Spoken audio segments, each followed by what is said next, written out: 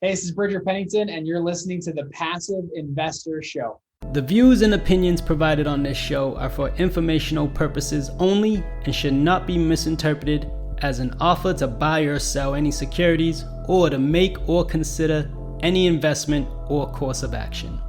For more information, please go to PassiveInvestorShow.com. Hey PI listeners, this is John Fortes. I'm making it a point to speak to as many investors as possible. My goal is to position myself to be a blessing to my network through conversation. How could one be a blessing through conversation? The easy answer is by listening. A simple conversation can open many opportunities and doors. I always ask myself this: what do I have to lose by having one more conversation? Going back to high school, I've connected friends and family in my network to one another, even if it didn't benefit me. And I continue those same principles and practices. Why? Because it's the right thing to do. If I can't help you, I probably know someone or something that can probably solve your problem. I'd love for you to become a part of that network. Go to www.johnfortes.com, create your investor profile, and schedule a call. How can I best serve you through conversation? In the words of Clarence the Angel from It's a Wonderful Life, no man is a failure who has friends.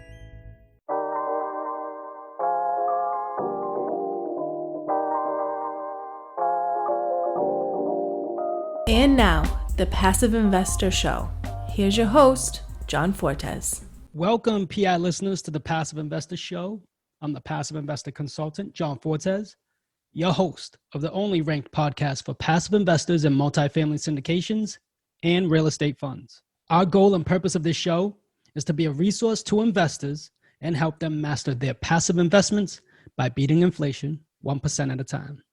We interrupt this broadcast to bring you this special message. Hey everyone, if you manage your own rental properties, aren't you looking for a more sufficient way to streamline your to-do list and make the leasing process easier? Apartments.com lets you list your units, screen and receive applications, create leases, collect rent, and track maintenance and expenses, all on the #1 rental network for free. That's right, for free. Apartments.com isn't just for apartments. 29 million monthly visitors visit the site for all types of listings, like single-family homes, duplexes, condos, and townhomes. Renters view these specific listings over 100 million times per month.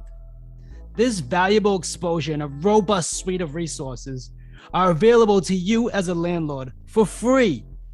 And it's all online, so you can access this information anywhere at any time.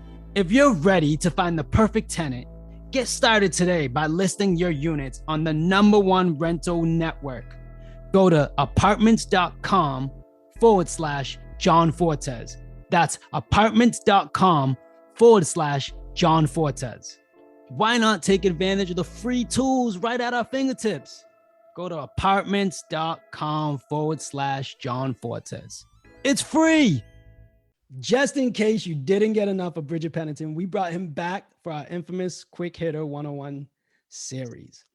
Bridger started helping others launch their own funds through Investment Fund Secrets, an online program to help people start investing funds without working on Wall Street or having an Ivy League degree. For more information on Bridger, dive into the podcast, the previous episode. We got the full episode for you. Just go back and press play. It's great to have you back, Bridger. Thank you for your time, man. Yeah, well, it's good to be here, John.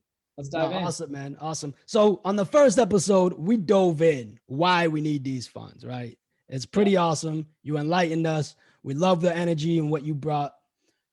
Now tell us, what are some common mistakes you help fund managers avoid with creating funds? I think the biggest mistake that I see, and it's no one's fault. This is how, I don't know, it's how books teach it or whatever. Blogs, I read all these crappy blogs from people that have never started a fund before, trying to blog about how to start a fund. It's ridiculous. But the biggest mistake I see, and we mentioned this in the previous show, is people hire their lawyers way too early.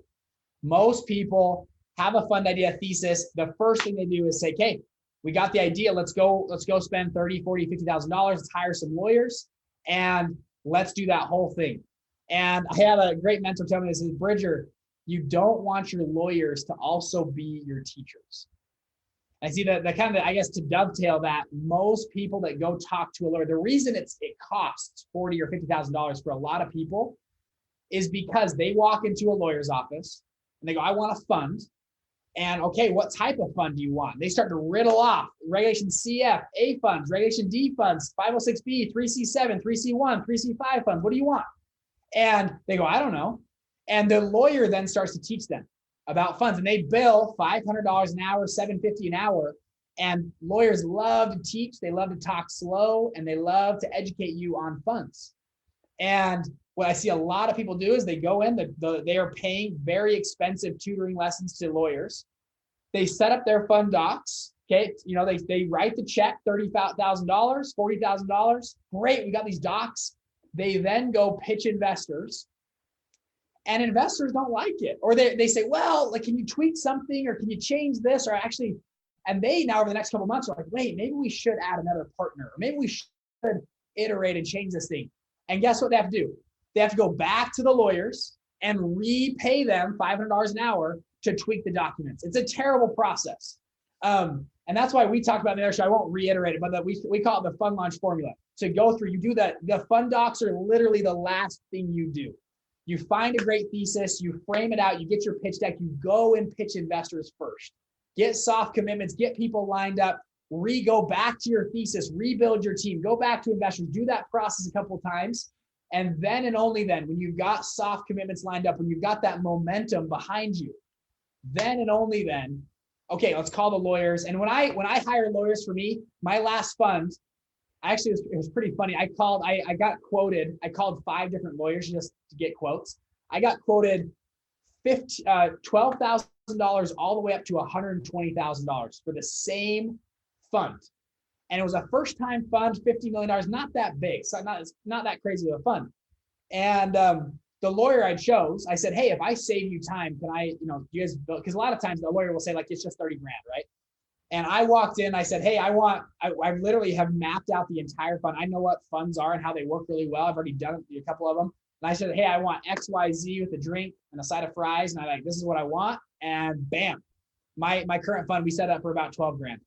And the same firm usually does $30,000, $40,000 documents. But because I knew what funds were and how they run, walked in, it was about 12 grand. Now, granted, you can always reimburse that expense back from the fund. It's not that big of a deal, but I like to save my investors money and do it in the most efficient way possible. And anyways, I think that's to the original question. The biggest mistake I see with my managers is that right there, is getting sucked into massive legal fees, and you don't even know what you want yet. And you come back and reiterate. It's just a mess. And that's why most funds don't launch.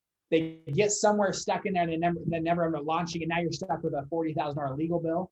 And lawyers are going to get paid, right? They're going to sue you. They're going to figure out how to get paid. And so that's the biggest mistake I see. Ladies and gentlemen, the expensive truth. It costs a lot of money to amend those documents when you go back. It does. So Bridger, thank you for sharing, man. Really appreciate you. You are a friend of the show.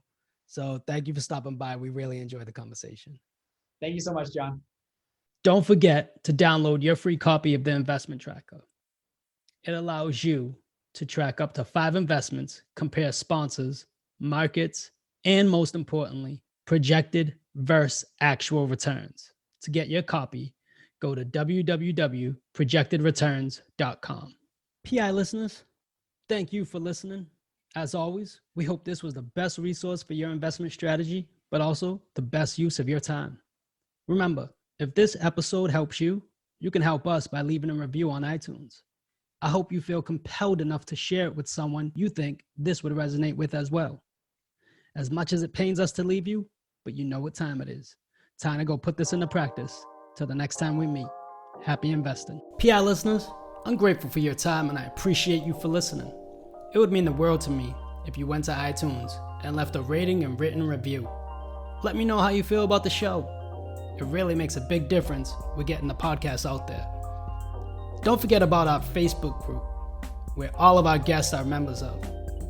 I'll be there to answer any of your questions or even questions you might have for future guests. Subscribe so you can get the latest episodes and our fan favorite quick hitters. Finally, I want to keep you updated, so head over to johnfortes.com and sign up for the newsletter. If you're interested in partnering with me, sign up on the contact page so you can talk to me directly. I look forward to connecting with you.